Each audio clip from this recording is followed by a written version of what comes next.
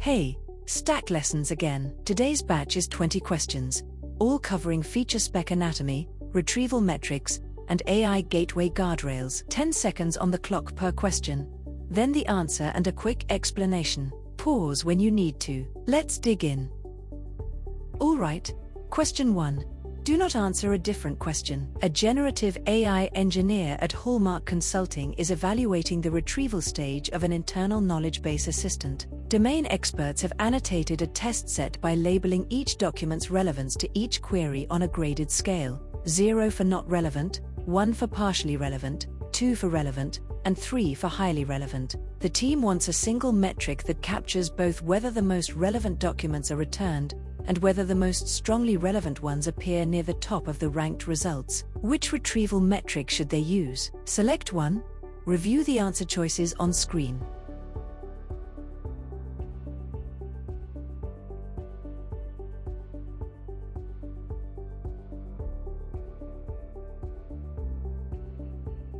The correct answer is option C.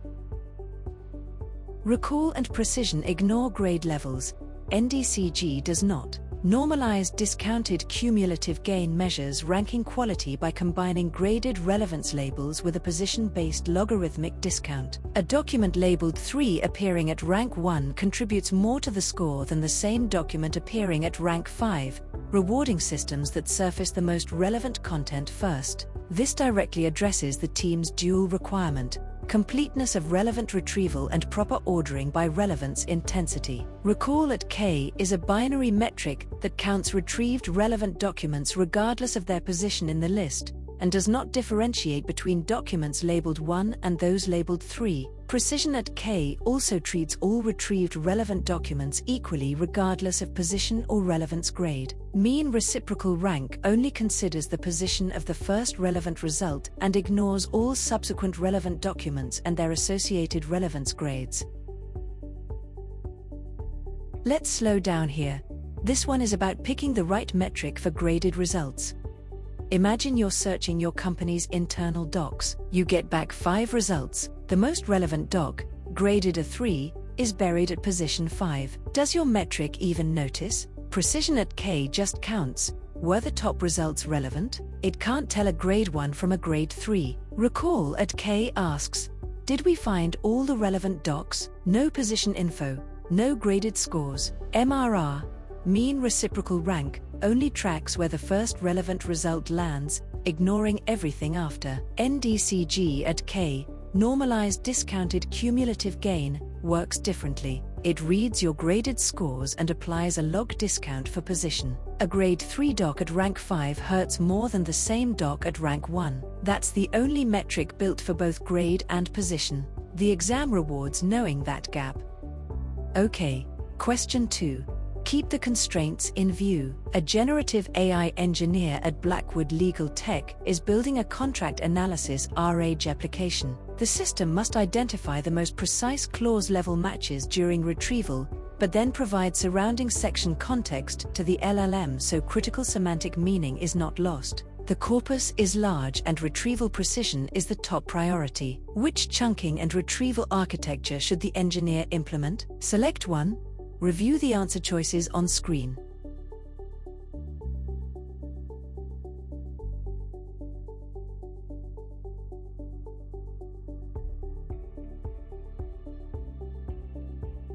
The correct answer is option B. 2 goals need 2 granularities, one for search, one for context. Parent-child retrieval separates the granularity of search from the granularity of context delivery. Small child chunks of approximately 512 tokens are embedded and used for similarity search, allowing the index to surface precise clause-level matches. When a matching child chunk is found, its larger parent segment of approximately 2048 tokens is fetched and forwarded to the LLM, providing the surrounding context needed to interpret the clause correctly. Fixed-size chunks at 1024 tokens with overlap use the same chunk unit for both retrieval and context, which forces a compromise between precision and context richness, rather than optimizing each independently. Semantic chunking produces variable-sized topic clusters that may be too large or semantically broad for clause-level precision. Concatenating multiple disconnected 256-token chunks without a parent structure creates disjointed context that may omit crucial transitional content between clauses. Okay. This is question 3. A generative AI engineer is building a RAG system over comprehensive technical product manuals. Evaluation shows that 512 token chunks retrieve accurately because they closely match user query granularity, but the LLM's generated answers lack sufficient context because the retrieved snippets are too narrow. What retrieval architecture should the engineer implement? Select one. Review the answer choices on screen.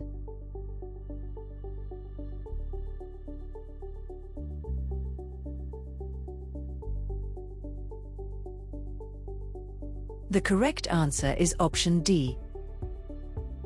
Same architecture as before. Small chunk search, large parents deliver context. Parent-child retrieval is designed precisely for this scenario.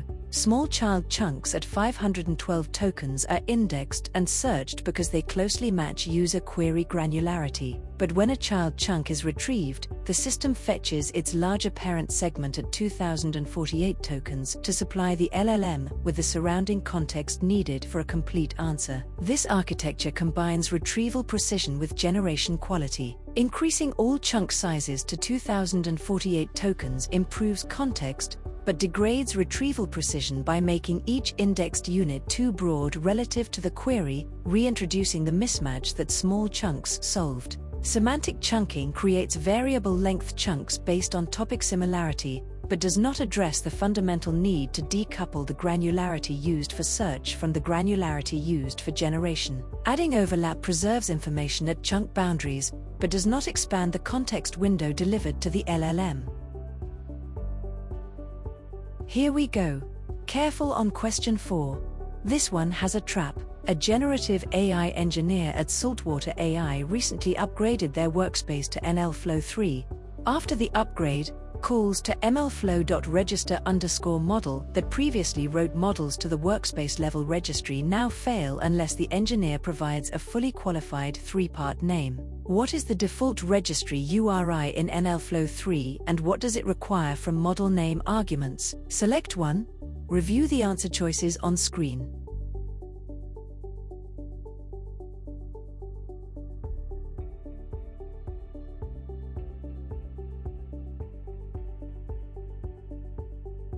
The correct answer is option C. The default changed in MLflow 3. Databricks UC is the new baseline. MLflow 3 ships with Databricks UC as the default registry URI, routing all model registration calls to Unity Catalog. This means any model name passed to register_model must be a fully qualified three-level identifier in the format catalog.schema.model_name. A bare name or two-level reference will either fail or resolve unexpectedly. This change centralizes governance, lineage tracking, and access control under Unity Catalog. The legacy workspace registry URI Databricks Workspace existed in earlier versions, but is not the default in MLflow 3. There is no Databricks MLflow or Databricks S3 default registry URI in the standard Databricks MLflow implementation. These do not correspond to valid registry identifiers. Let's slow down on this one. The MLflow 3 registry change catches a lot of engineers off guard. Imagine you've been registering models for months with a bare name like fraud detector. You upgrade to MLflow 3, call register_model, and it fails. That's because MLflow 3 changed its default registry to Unity Catalog. Unity Catalog is the governance layer for all data and AI assets in your Databricks account. It has a strict naming rule. Every model needs a three-part address: catalog, schema, model name. Think prod.ml_models.fraud_detector, not just fraud detector. The registry URI is just where MLflow sends registrations. In MLflow 3, that destination is always Unity Catalog. Its registry identifier is Databricks UC. Options like Databricks Workspace and Databricks S3 are not real registry identifiers. Know Databricks UC, and know the three-part name rule. That's the ticket. Here we go.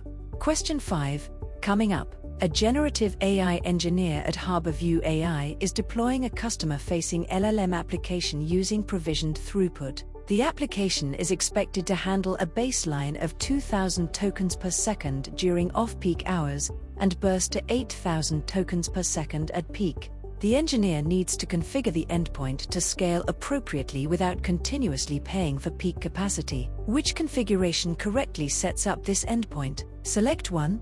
Review the answer choices on screen.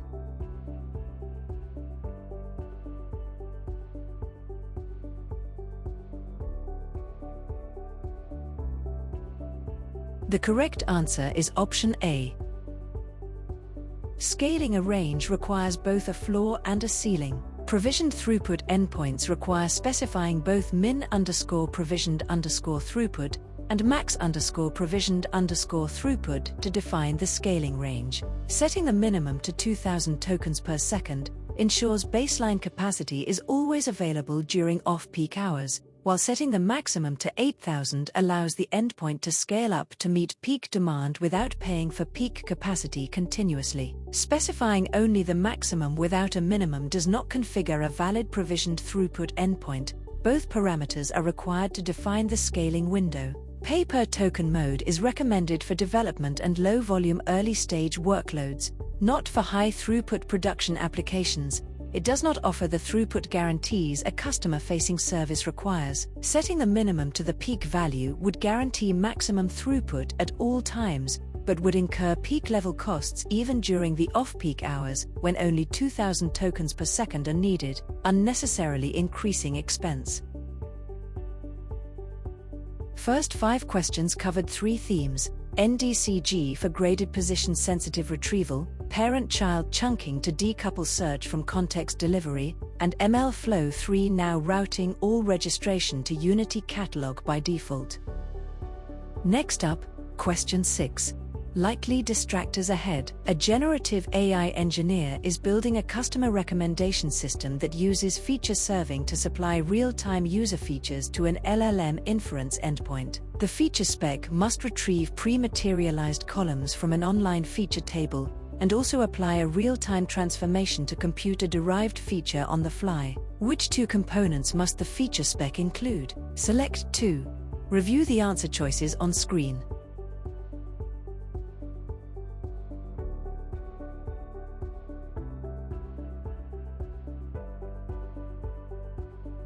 The correct answers are option A and option B.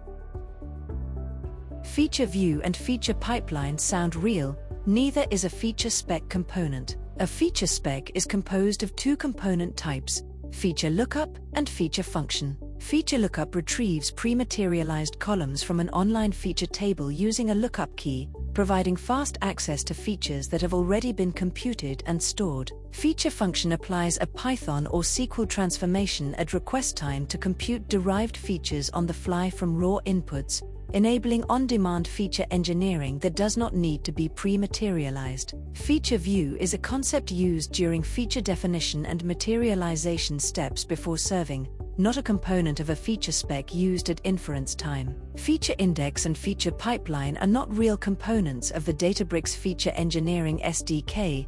The capabilities they suggest are handled through separate mechanisms outside the feature spec definition. Next up, let's look at question 7. A generative AI engineer at Halcyon Labs is selecting a retrieval metric for a medical literature assistant. Clinicians read only the top 3 results before making clinical decisions, so the most relevant papers must appear highest in the ranked list. A highly relevant result appearing at rank 7 is considered far less useful than the same result at rank 1. Which retrieval metric should the engineer prioritize to capture this position-weighted ranking sensitivity? Select 1. Review the answer choices on screen.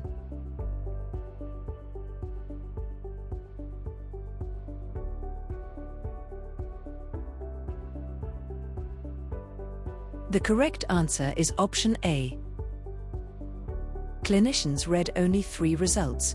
every rank position costs you. NDCG, Normalized Discounted Cumulative Gain, is designed precisely for scenarios where the position of relevant results within a ranked list matters. It assigns diminishing credit to relevant documents based on their rank position, so a highly relevant result at rank 1 contributes far more to the score than the same result at rank 7. This directly captures the clinician behavior described, where only top results influence decisions. Recall at K measures whether all known relevant documents appear somewhere within the top K results without regard to their specific position.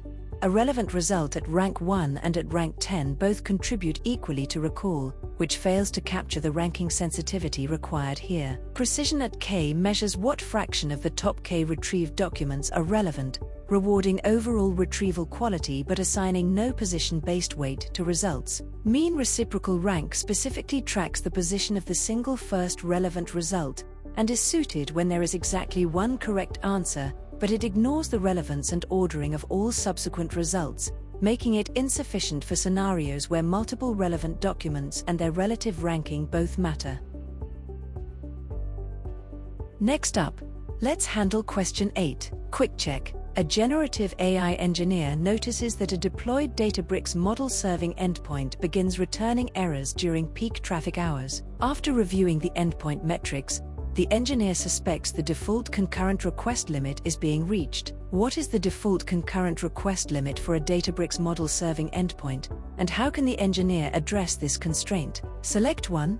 Review the answer choices on screen.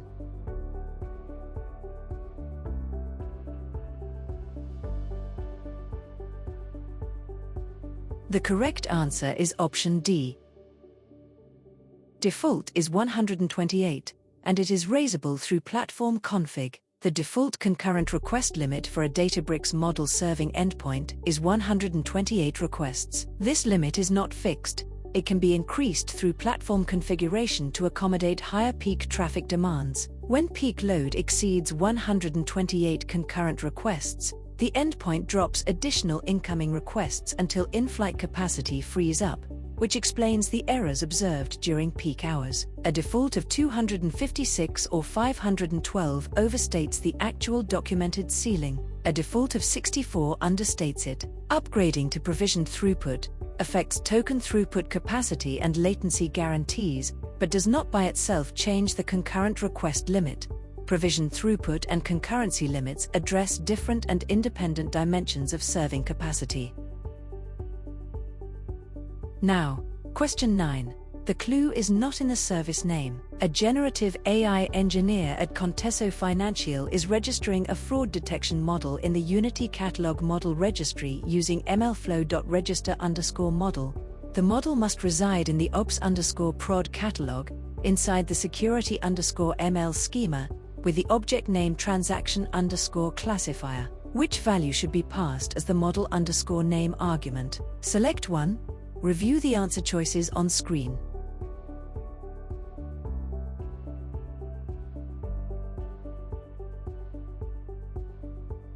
The correct answer is option B. Unity Catalog uses dots, slashes and colons both fail. Unity Catalog uses a 3-level dot delimited namespace for every managed object, including registered models. The required format is catalog.schema.model_name, so ops_prod.security_ml.transaction_classifier is the correct argument. Providing only the model name transaction_classifier without catalog and schema qualifiers either resolves to the legacy workspace level registry or fails outright when MLflow is configured with the Databricks UC registry URI, which is the default in MLflow 3. Forward slashes are not valid namespace separators in Unity Catalog syntax and will cause the registration call to fail with an error. Colons are equally invalid as namespace delimiters for Unity Catalog objects and will cause the same failure. Let us keep moving. Question 10. Check whether it asks what or why. A generative AI engineer is designing an evaluation pipeline for a medical literature retrieval system. The system must surface all known relevant research papers for a given clinical question, because missing a relevant study could affect patient care decisions. The engineer needs to select a single retrieval metric that directly captures this completeness requirement. Which metric should they prioritize? Select one. Review the answer choices on screen.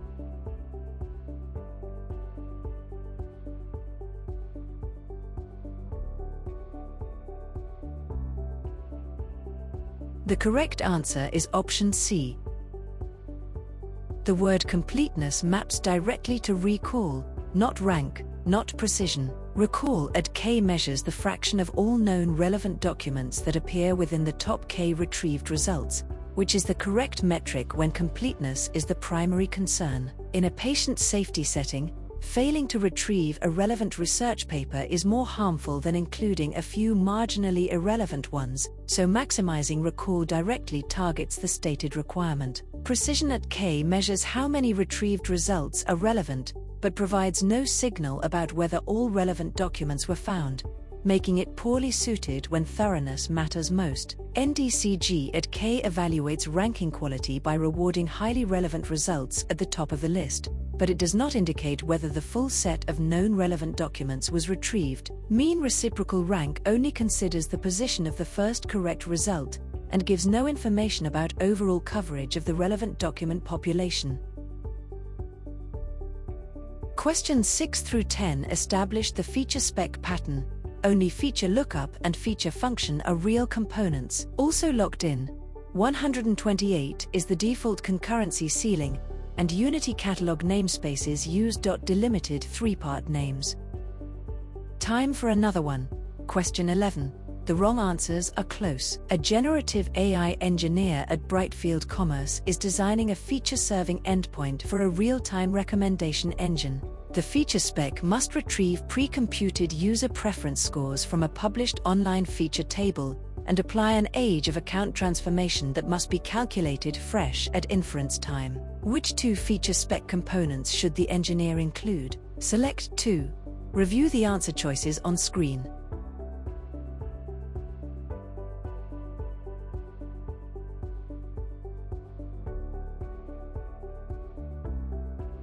The correct answers are option A and option B.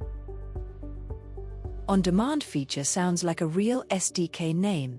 It is not. A FeatureSpec supports exactly two component types within the Databricks Feature Serving framework. Feature lookup retrieves pre-computed columns from a published online feature table by lookup key, which handles the pre-computed user preference scores. Feature function applies a Python or SQL function at serving time to compute values on demand, which handles the age of account transformation that must be calculated freshly at inference rather than materialized in advance. Feature view, feature pipeline, and on-demand feature are not valid named constructs in the Databricks Feature Serving API, and do not exist as FeatureSpec component types.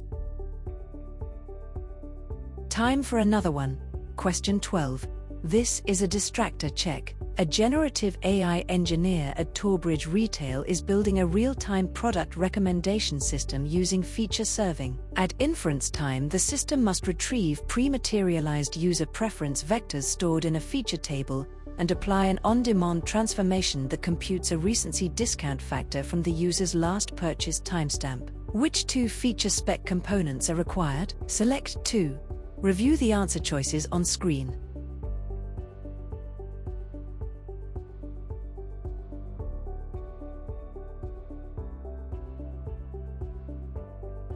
The correct answers are option A and option C. Feature Sync and Feature Monitor handle real concerns, just not inside a FeatureSpec. Feature Lookup retrieves pre-materialized columns from a feature table by joining on a primary key, making it the correct component for pulling the stored user preference vectors. Feature Function applies on-demand transformations at serving time using a registered Python or SQL function, which is the correct mechanism for computing a recency discount factor derived from the last purchase timestamp rather than from a stored column. Feature Sync is not a FeatureSpec component. Synchronization of feature data to online stores is handled through separate pipeline processes, not through FeatureSpec definitions. Feature Index is similarly not a FeatureSpec component. AI search indexes are distinct infrastructure serving vector similarity queries, not feature retrieval. Feature Monitor does not exist as a FeatureSpec component. Monitoring of feature quality is managed through separate data quality frameworks. Ready.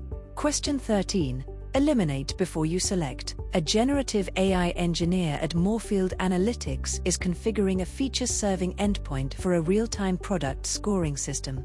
The endpoint must both retrieve pre-computed user engagement scores from an online feature table and apply an on-demand discount factor calculation at serving time. Which two FeatureSpec components must they include to meet both requirements? Select 2. Review the answer choices on screen.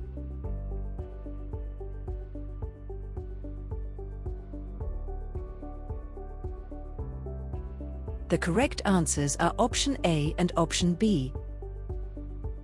Fifth FeatureSpec question. Feature lookup and feature function. Every time. FeatureSpec is composed of two distinct component types that serve different roles. Feature lookup retrieves pre-materialized column values from an online feature table, which is the correct component for fetching the pre-computed user engagement scores. Feature function applies on-demand transformations at serving time, making it the right component for a discount factor calculation that must be computed fresh based on current inputs. Feature transform is not a documented FeatureSpec component. On-demand transformations are handled exclusively by feature function. Feature query is not a FeatureSpec component. Structured data retrieval uses direct SQL outside the feature serving framework. Feature index is not a FeatureSpec component. AI search handles vector indexing and is entirely separate from feature serving. Ready. Question 14. The scenario tells you the trade-off. A generative AI engineer needs to evaluate the factual accuracy of answers produced by a RAG application answering questions about technical documentation. Beyond a numeric score, the team requires that each evaluation produce an interpretable explanation of why a given answer was rated accurate or inaccurate, so that developers can diagnose and fix specific failure patterns. Which evaluation approach satisfies this requirement? Select 1. Review the answer choices on screen.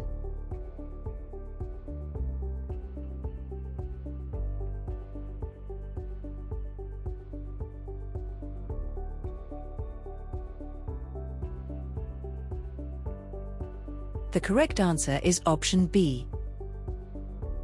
The requirement is explanation, not just a score, that narrows it fast. An LLM as a judge with chain-of-thought prompting produces both a score and a written reasoning trace that makes the evaluation transparent and diagnosable. By instructing the judge to reason step by step before committing to a score, the pattern implemented in GEVAL and similar frameworks, the engineer receives an account of what claims the judge found accurate, what was unsupported or incorrect, and what evidence led to the final score. This makes individual failure patterns actionable. Embedding cosine similarity produces a single floating point value reflecting geometric proximity between vectors, with no reasoning or explanation attached. Rouge-L measures surface-level token overlap, which can reward paraphrased incorrect answers and penalize correctly paraphrased answers, and provides no semantic explanation of quality. Precision at K is a retrieval metric that evaluates the relevance of fetched chunks at query time, not the factual accuracy of the generated answer itself. This one is about more than getting a score. Let's think about what interpretable actually means. Imagine your RAG bot just gave a wrong answer about a database config option. The answer sounds plausible. Your test suite says it scored 0.72, but 0.72 what? That number tells you nothing about what went wrong. Maybe you check if the right chunks were retrieved. That's what precision at K does. But it still can't tell you if the final answer is actually correct. What you need is a judge that writes, Claim 1 is correct. Claim 2 contradicts the source doc on line 14. That's chain of thought scoring. The judge reasons step by step before assigning a number. The exam rewards the one approach that gives you both a score and an explanation. Let us switch gears. Question 15. Watch for must, most, least, or except. A generative AI engineer wants to fine-tune a model on proprietary field service documentation to build a specialized industrial equipment support assistant. The engineer plans to use DBRX as the base model for fine-tuning. Which DBRX variant should they select as the starting point? Select one. Review the answer choices on screen.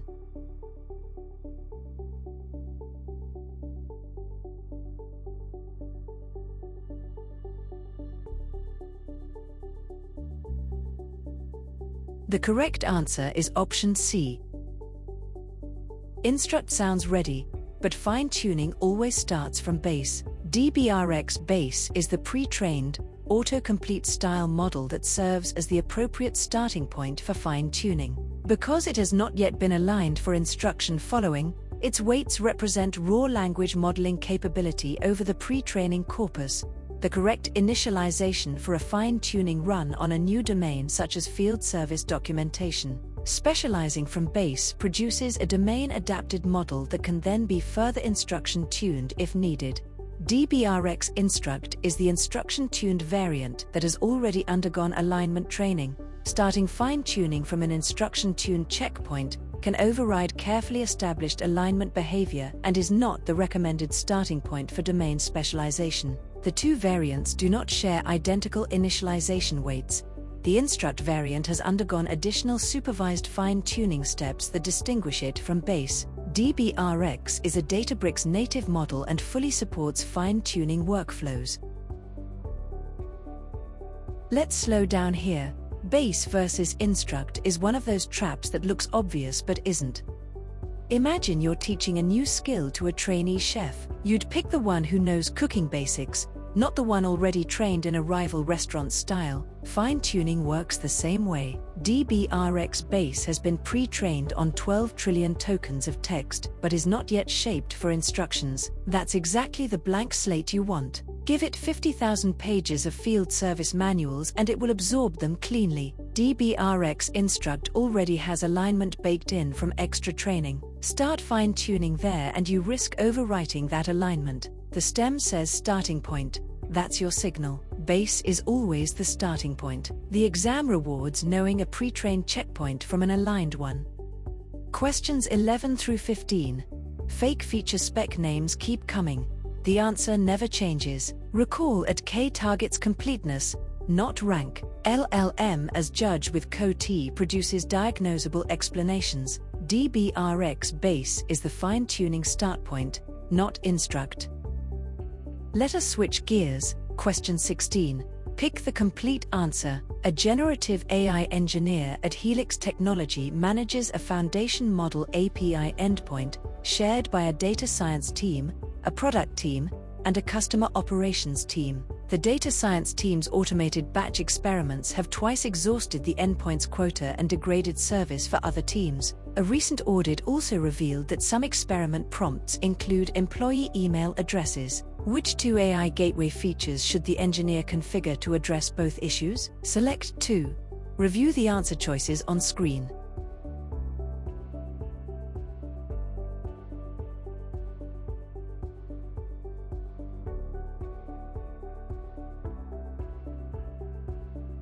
The correct answers are option B and option C. Quota exhaustion and PII leakage are separate problems needing separate gateway features.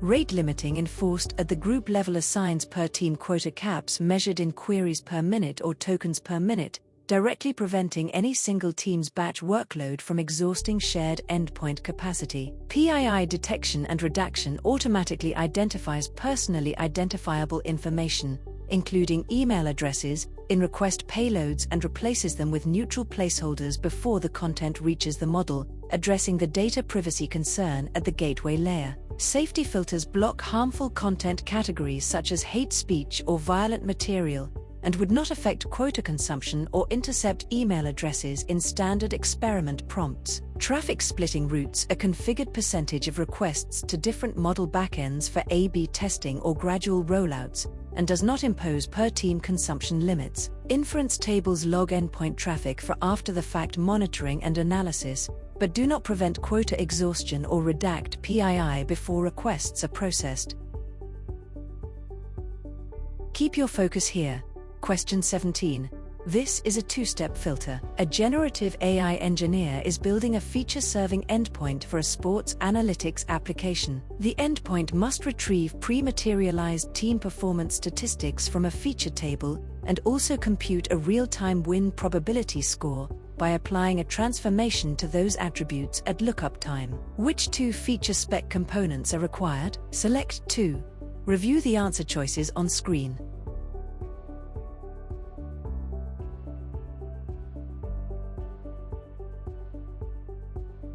The correct answers are option A and option B. Feature Scheduler and Feature Stream invented, just like all the others. A FeatureSpec is constructed from two supported component types. Feature Lookup retrieves one or more pre-materialized columns from a named feature table at request time, which is the correct component for fetching stored team performance statistics. Feature Function runs a user-defined transformation at lookup time and returns a computed value without requiring the result to be materialized in advance, which is the correct component for calculating win probability on demand. Feature Scheduler is not a FeatureSpec component. Orchestrating materialization refresh jobs is a separate concern managed outside the FeatureSpec definition. Feature Sync is not a FeatureSpec component. Online store synchronization is handled by the feature engineering pipeline independently of what the FeatureSpec declares. Feature Stream is not a recognized component in the Databricks Feature Serving FeatureSpec API. Alright, careful on question 18. This one has a trap. A generative AI engineer at Harlow Health Systems is deploying an LLM-powered patient intake assistant. Compliance requirements mandate that patient names, social security numbers, and phone numbers must never reach the underlying language model. The engineer must enforce this at the infrastructure level without modifying any application code. Which AI gateway feature should they configure? Select 1. Review the answer choices on screen.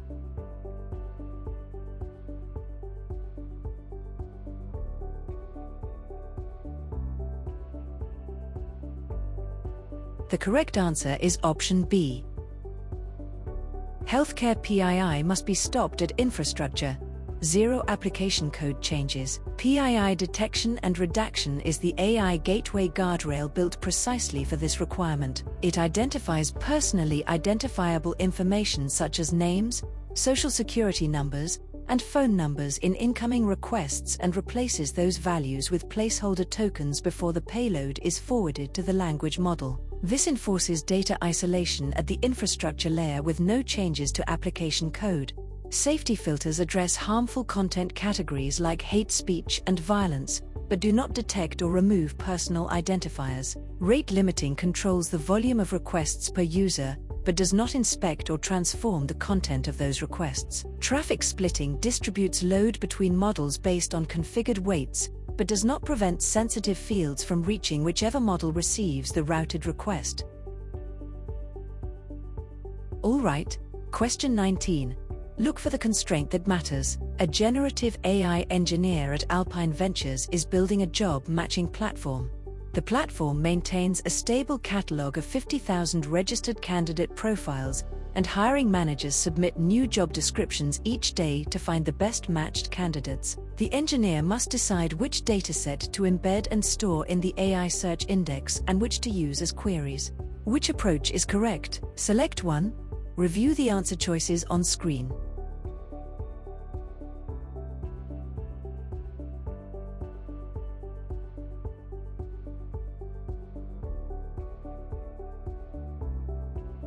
The correct answer is option A.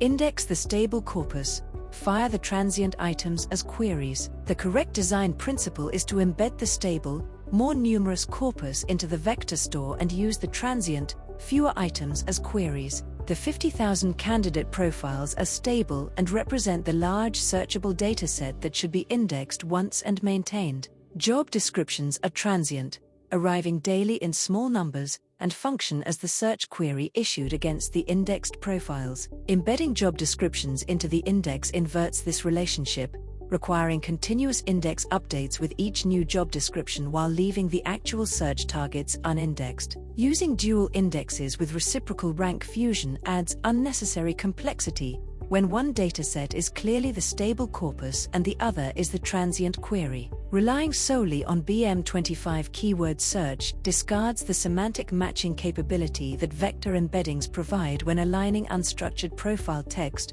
with unstructured job description text.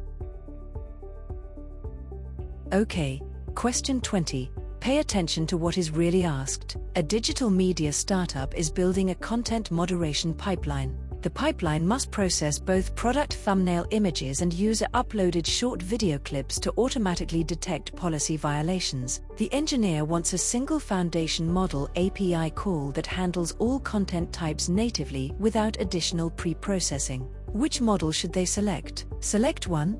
Review the answer choices on screen.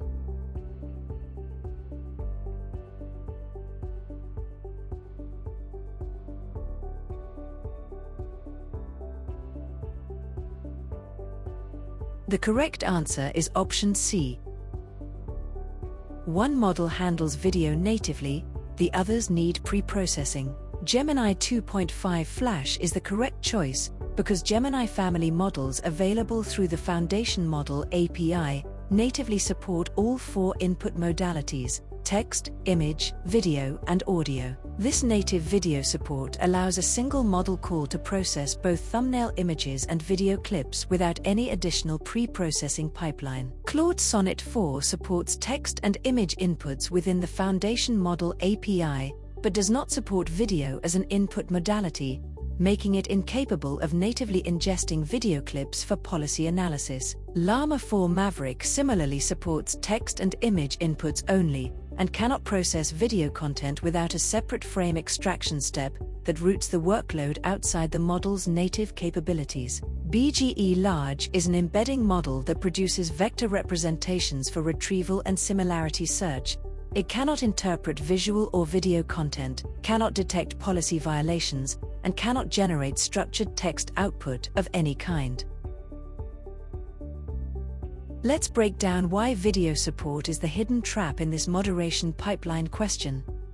Imagine you're building a moderation bot that scans 500 user-uploaded videos a day. You don't want to extract frames, pre-process, then call a separate model. You want one API call. That's exactly what Gemini 2.5 Flash gives you. It handles text, images, video, and audio natively. Claude Sonnet 4 supports text and images, but video is a deal-breaker there. Llama 4 Maverick is the same story. It needs a separate frame extraction step for video. BGE Large is a text embedding model. It turns words into vectors for search. It cannot detect policy violations at all. The question is testing which model handles all content types natively. Only Gemini covers all 4. 3 takeaways from this session. First, FeatureSpec has exactly 2 real components: feature lookup and feature function. Every other named option is an invented distractor. Second, NDCG rewards position weighted graded relevance. Choose recall at K when the requirement is completeness over ranking quality. Third, MLflow 3 defaults to Databricks UC, so model names must be 3-part catalog.fema.model_name identifiers. FeatureSpec has exactly 2 real components. NDCG and recall answer fundamentally different questions, and PII redaction stops sensitive data before it ever touches the model. Precision, in API naming, in metric choice, in infrastructure design, is the single skill this exam tests from every angle.